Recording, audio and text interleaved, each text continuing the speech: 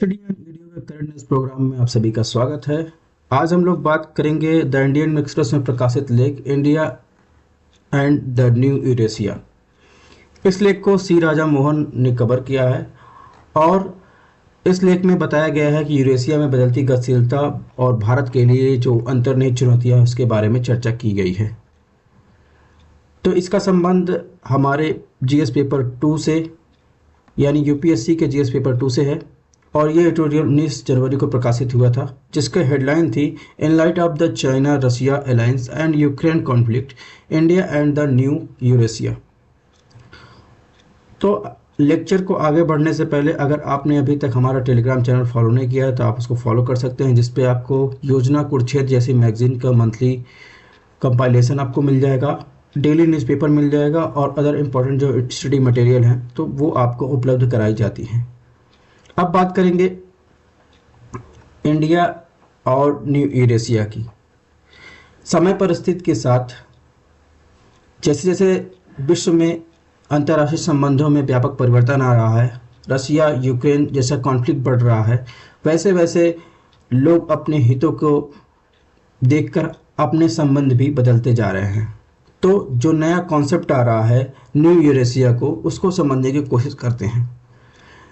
New Eurasia शब्द की बात करें तो इसका उपयोग विभिन्न संदर्भों में किया जाता रहा है, लेकिन आमतौर पर बात करें तो यूरेशिया क्षेत्र के एक नए राजनीतिक, आर्थिक, सांस्कृतिक रूप में इस विचार को संदर्भित किया जाता है।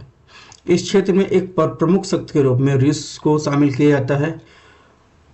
रूस के विभिन्न क्षेत्रों के अलावा अगर बात करें तो क्षेत्र के विभिन्न देश के एक बड़े आर्थिक राजनीतिक ब्लॉक के एकीकृत होने या क्षेत्र में नए सांस्कृतिक या वैचारिक रुझानों के उद्भव जैसे विचार इस न्यू यूरेशिया वर्ड में शामिल है।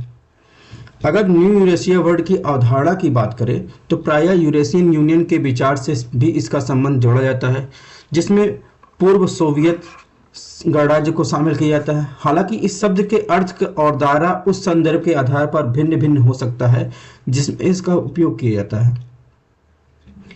अब अगर बात करें एशिया और यूरोप के बीच बदलती भू राजनीति क्या की बात करें तो भारत से लगा हिमालय की सीमा पर चीन की ओर से भारत की बढ़ती सुरक्षा चुनौतियां और भारत की महाद्वीपीय रणनीति आने वाले समय में कठोर होती जाएगी। दूसरी ओर अमेरिका, यूरोप के साथ साथ जापान, दक्षिण कोरिया, ऑस्ट्रेलिया के साथ साझेदारी में भी भारत की सामरिक क्षमताओं को सुदृढ़ करने की संभावनाएं कभी भी इतनी प्रबल नहीं हो रही थी। यानी अगर उसमें दूसरी तरफ देखा जाए तो जापान की बात करें, जापान यूरोप के साथ मजबूत सैन्य साझेदारी के निर्माण के लिए दृढ़ संकल्पित है। जापान के लिए यूरोप हिंद प्रशांत क्षेत्र की सुरक्षा और विभाज्य उसकी मेन विषय वस्तु में आ गया है। दक्षिण कोरिया की बात करें तो वो भी यूरोप में अपनी उपस्थिति बढ़ाकर इस समय क्या कर रहा है, वो नए समीकरण को बना रहा है। बात करें पोलैंड के साथ, उसने अभी हाल ही में प्रमुख हथियार प्लेटफॉर्म की बिक्री के रूप में उसने अपना समझौता किया है। अब बात करेंगे ऑस्ट्रेलिया की। ऑस्ट्रेलिया ने अभी हाल ही में 15 सितंबर 2021 को ऑकस यानी ऑस्ट्रेलिया, यूनाइटेड किंगडम और यूनाइटेड स्टेट ऑफ अमेरिका के साथ उसने परमाणु ऊर्जा से चलने वाली पनडुब्बियों की मदद के लिए उसने एक समझौता, त्रिपक्षीय सुरक्षा समझौता पर हस्ताक्षर किया और इससे संबंधित 2021 में क्वेश्चन भी आ चुका है, तो इसकी चर्चा हम लोग आगे करेंगे। तो बात करते हैं तो आकूस व्यवस्था में अमेरिका, यूके के साथ शामिल हुआ ऑस्ट्रेलिया यूरोप को हिंद प्रशांत में लाने के लिए समान रूप से उत्सुक है। जापान, दक्षिण कोरिया और ऑस्ट्रेलिया एक साथ एशिया यूरोप के बीच खाई पाट रहे हैं, जिन्हें कभी कभी अलग भू राजनीतिक क्षेत्रों में देखा जाता है। इसके साथ ही बात करें यूक्रेन में रूस के युद्ध और रूस एवं चीन के बीच गठबंधन के कारण एशिया और यूरोप के बीच साझेदारी बढ़ रही है। अब बात करेंगे यूरेशिया के उभार से संबंध चुनौतियां क्या है। सबसे पहले चुनौती देखते हैं, देशों के बीच जो आर्थिक प्रभाव है वो बढ़ रहा है। हाल ही में बात करें तो एक प्रमुख बदलाव यह आया, चीन और रूस जैसे देशों की आर्थिक और राजनीतिक शक्ति बढ़ रही है। चीन की BRI परियोजना एक विशाल इंफ्रास्ट्रक्चर यानी बेसिक इंफ्रास्ट्रक्चर परियोजना है जो वर्ल्ड में कई देशों तक विस्तृत है और इस चीन परियोजना ने अपने आर्थिक प्रभाव का विस्तार तथा प्राकृतिक संसाधनों तक सुरक्षित पहुंच का अवसर प्रदान किया है और इसके अलावा बात करें तो इस दौरान रूस ने अपने ऊर्जा संसाधनों का उपयोग इस क्षेत्र में बढ़त हासिल करने के लिए और अंतर्राष्ट्रीय मामलों में एक प्रमुख खिलाड़ी के रूप में स्वयं को स्थापित करने के लिए किया है। नेक्स्ट चुनौती की बात करेंगे, विभिन्न देशों के बीच जो बढ़ता तनाव है उसकी बात करते हैं। उदाहरण के लिए अगर बात करें, सीरिया में चल रहे संघर्ष के कारण तुर्की और रूस के बीच संबंधों में तनाव उत्पन्न हो गया है और इस क्षेत्र में संयुक्त राज्य अमेरिका और अन्य देशों के बीच तनावपूर्ण स्थिति बन गई है। इसके साथ ही यूक्रेन में जारी संघर्ष, दक्षिण चीन सागर में क्षेत्रीय विवादों के कारण पड़ोसी देशों के बीच तनाव भी बढ़ रहा है।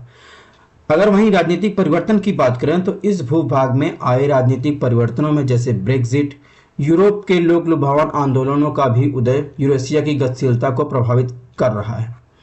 यानी कुछ विशेषज्ञों का मानना है कि इन परिवर्तनों से क्षेत्र में शक्ति संतुलित में बदलाव आ सकता है, जिसके अंतर्राष्ट्रीय संबंधों एवं व्यापार पर संभावित प्रभाव पड़ सकते हैं। इसके अलावा बात करेंगे न्यू यूरेशिया के उभार के कारण भारत के लिए क्या उसके निहितार्थ हैं। तो सबसे पहले निहितार्थ की बात करें तो समुद्री और महाद्वीपीय शक्तियों को संतुलित करना कठिन है भारत के लिए। अभी तक एक और भारत समुद्री संगठन यानी हिंद प्रशांत में क्वाड के साथ आसानी से सहयोग कर सकता था, तो दूसरी ओर रूस एवं चीन के नेतृत्व वाली महाद्वीपीय गठबंधन के साथ भी समानांतर रूप से आगे बढ़ सकता था। लेकिन अब अमेरिका, यूरोप और जापान, तो दूसरी ओर बात करें चीन और रूस के बीच संघर्ष में भारत इन दोनों पक्षों के साथ अपने संबंधों को संतुलित करने में चुनौती का सामना कर रहा है। चीन की ओर से सुरक्षा की चुनौतियां, चीन के क्षेत्रीय दावों और हिमालय क्षेत्र में उसका सैन्य विस्तार प्रमुख चुनौतियों में से एक है, जिनके कारण दोनों देशों के बीच तनाव बढ़ रहा है। इसके अतिरिक्त बात करें तो चीन के आर्थिक और सैन्य उभार ने हिंद महासागर क्षेत्र, जो भारत के लिए सामरिक महत्व रखता है, शक्ति प्रदर्शन करने की उसकी क्षमता को लेकर नवीन चिंताओं को जन्म दिया है। भारत के लिए अन्य चिंताओं की बात करें तो BRI प्रोजेक्ट के माध्यम से पड़ोसी देशों में चीन के बढ़ते प्रभाव ने भारत के घेरने, उसकी सुरक्षा के लिए संभावित खतरों के रूप में चिंता को उत्पन्न किया है। चीन और रूस के बीच सहयोग, इसमें बात करेंगे तो चीन और रूस के पक्ष में क्षेत्रीय शक्ति संतुलन को बदलने की क्षमता है। यानी चीन और रूस के पक्ष में जो इस समय परिस्थितियां बन रही हैं, उससे क्षेत्रीय संतुलन अपने हिसाब से बदलने की क्षमता रखता है, जिसके कारण क्या होगा, भारत की सुरक्षा और सामरिक हितों के लिए नकारात्मक परिणाम सामने आ सकते हैं। इसके अतिरिक्त बात करें तो चीन और रूस के बीच बढ़ते सहयोग और सैन्य एवं आर्थिक समन्वय में वृद्धि हो सकती है, जो इस क्षेत्र में भारत की स्थिति को चुनौती दे सकती है। चीन और रूस का गहन संबंध उन्हें आतंकवाद रोध और संयुक्त राष्ट्र शांति व्यवस्था, क्षेत्रीय स्थिरता जैसे मुद्दों पर भारत का विरोध करने के लिए प्रेरित कर सकता है, जो वैश्विक मंच पर भारत के अपने हितों को आगे बढ़ने की क्षमता को सीमित करता है। इसके अलावा बात करेंगे अब न्यू यूरेशिया के उभार के युग में भारत अपने हितों की रक्षा कैसे कर सकता है। सबसे पहले वो मजबूत आर्थिक संबंधों का निर्माण कर सकता है। भारत को अन्य देशों के साथ, विशेष रूप से जो देश BRI यानी बेल्ट रोड इनिशिएटिव में शामिल नहीं है, और अपने आर्थिक संबंधों को सुदृढ़ करने की दिशा में कार्य करना चाहिए, ताकि व्यापार निवेश के लिए एक वैकल्पिक विकल्प तैयार किया जा सके। कूटनीतिक संलग्नता दूसरा तरीका है। चीन और रूस के बढ़ते प्रभाव का मुकाबला करने के लिए भारत को अन्य देशों के साथ मजबूत संबंधों के निर्माण के लिए कूटनीतिक प्रयासों को भी शामिल करना चाहिए। इसमें अमेरिका, जापान और अन्य क्षेत्रों के देश जो शामिल हैं, उनके साथ मजबूत संबंध बनाना शामिल है। सैन्य सहयोग की बात करें तो भारत को क्षेत्र के अन्य देशों के साथ अपने सैन्य सहयोग को भी प्रबल करना चाहिए, विशेष रूप से उन देशों के साथ जो चीन के क्षेत्रीय दावों, सैन्य विस्तार को लेकर अपनी चिंताएं साझा करते हैं। सामरिक स्वायत्तता बनाए रखना, भारत को किसी विशिष्ट गुट या शक्ति संरचना के साथ गठबंधन करने से बचते हुए अपनी रणनीतिक स्वायत्तता बनाए रखनी चाहिए। इसके अलावा बात करें घरेलू उत्पादन में निवेश, भारत को आयात पर निर्भरता को कम करना और महत्वपूर्ण क्षेत्रों में आत्मनिर्भर बढ़ाने के लिए घरेलू उत्पाद और प्रौद्योगिकी में निवेश पर ध्यान केंद्रित करना चाहिए। अब बात करेंगे आगे की राह क्या है, व्हाट नेक्स्ट। अगर बात करें तो महाद्वीपीय और समुद्री हितों को सुनिश्चित करने की बात करें तो ये भारत के पास एक के ऊपर दूसरे को चुनने का खुला अवसर नहीं है, यानी वो महाद्वीपीय और समुद्री हितों को अलग अलग चुन नहीं सकता।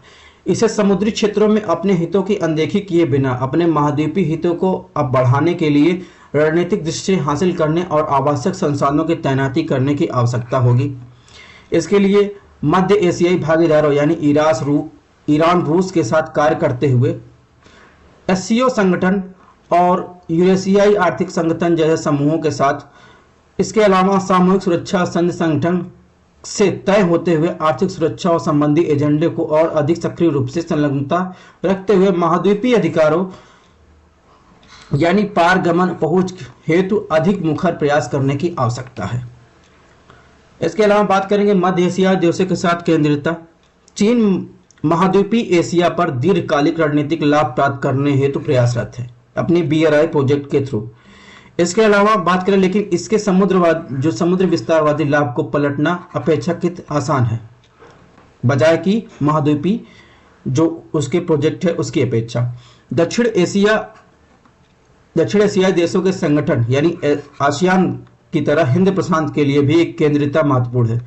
यूरेशिया के लिए मध्य एशियाई राज्यों की केंद्रितता महत्वपूर्ण होनी चाहिए। भारत को मध्य एशियाई देशों के साथ अपना एक मजबूत आर्थिक और राजनीतिक संबंध विकसित करने पर ध्यान देना चाहिए। इसके तहत व्यापार निवेश में वृद्धि के साथ साथ कल्चरल जो आदान प्रदान है, इसके अलावा रीजनल सिक्योरिटी के मुद्दों पर सहयोग को बढ़ावा देना शामिल हो सकता है। आर्थिक और व्यापारिक संबंधों की बात करें तो भारत इस क्षेत्र के देशों के साथ अपने आर्थिक एवं व्यापारिक संबंधों को international north south transport corridor और चाबहार बंदरगाह जैसे परियोजनाओं के पहलों के साथ विस्तारित करने का भी प्रयास कर सकता है। अब बात करेंगे जो इसके पहले 2021 में हमने बताया ऑकस यानी Australia, United kingdom, United state of America से संबंधित जो 15 सितंबर 2021 को साइन हुआ था परमाणु पनडुब्बियों से रिलेटेड, उसे संबंध 2021 में क्वेश्चन आया था, जिसमें क्वेश्चन ये था कि नई त्रिराष्ट्रीय साझेदारी यानी ऑकस का उद्देश्य भारत प्रशांत के क्षेत्र में चीन के महत्वाकांक्षाओं का मुकाबला करना है। क्या यह क्षेत्र में मौजूदा साझेदारियों का स्थान लेने जा रहा है? वर्तमान प्रदेश में ऑकस की जो शक्ति और प्रभाव पर चर्चा की गई 2021 में क्वेश्चन आया था। अब एक क्वेश्चन संभावित है कि जो न्यू यूरेशिया से संबंधित जो है वर्तमान प्रदेश को लेकर चर्चा, इससे संबंधित क्वेश्चन बन सकता है। तो मिलते हैं नेक्स्ट लेक्चर में।